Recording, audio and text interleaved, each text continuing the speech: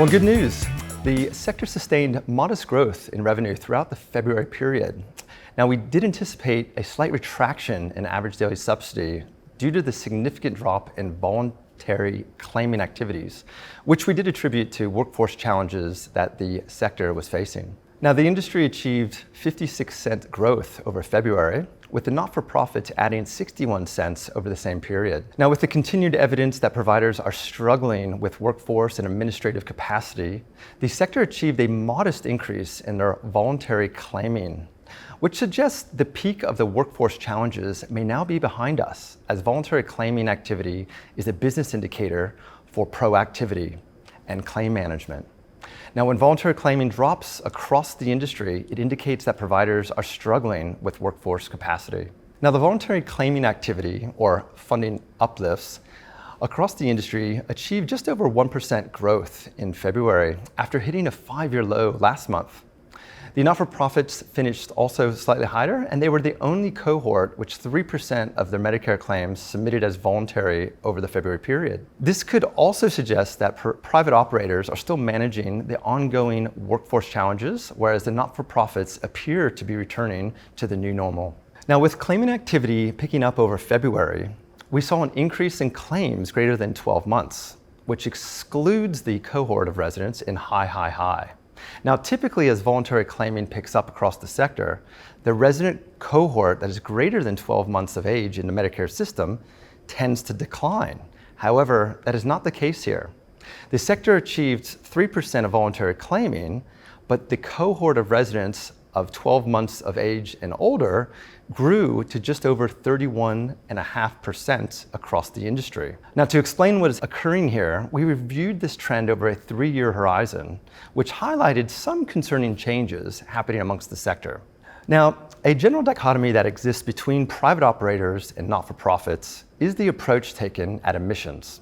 We can attribute some of this to mission-led consumer acquisition plans versus a fit-for-purpose admission strategy that aligns the cost structure of the provider and a prescriptive acuity level required for admission of that bed. Now, the way we analyze this over a period is by the difference between average new resident subsidy versus the resident's departing subsidy paid.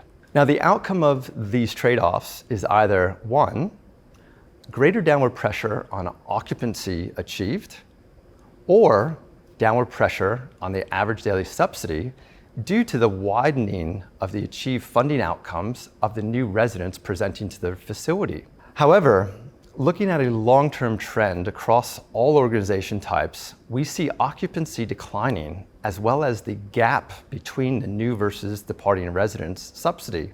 Now, does this mean demand for residents and beds is not there? Or rather, are we admitting lower care residents and our services are adapting their service models through longer term decisions to operate as a smaller business than they actually are? Regardless, since the age of claims greater than 12 months is still growing with an increase in overall claiming activities, it does suggest that most of the claiming activities is being diverted to the cohort of residents that is sub 12 months of age at the facilities. Now, within the complex healthcare claiming across both of the complex procedures that we monitor, they both grew modestly during the February period. The sector has over 58% of their claims in Medicare with a 4B pain management procedure attached to them.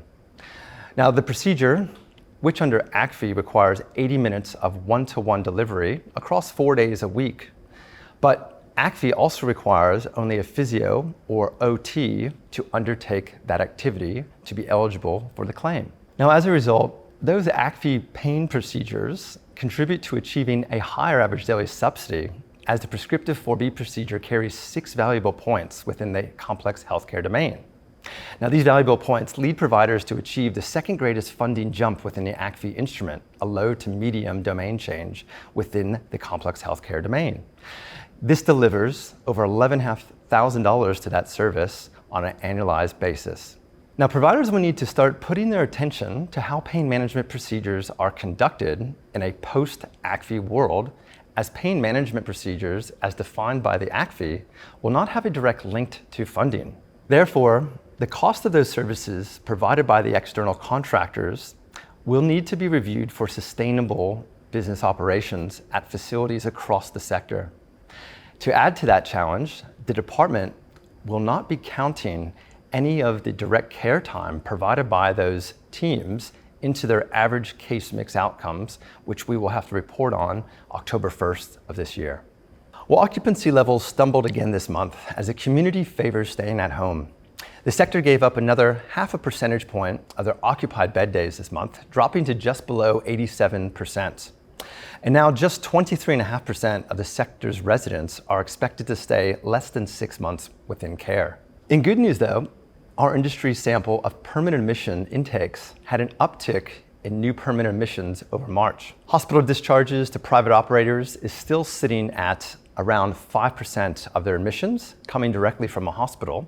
Now, respite days showed some signs of conversion into permanent entries, with the private operators showing respite growth across all of February. And for those wondering, the average profile of our new admittedly resident is a younger 83-year-old with a ACFI acuity level of 181/58.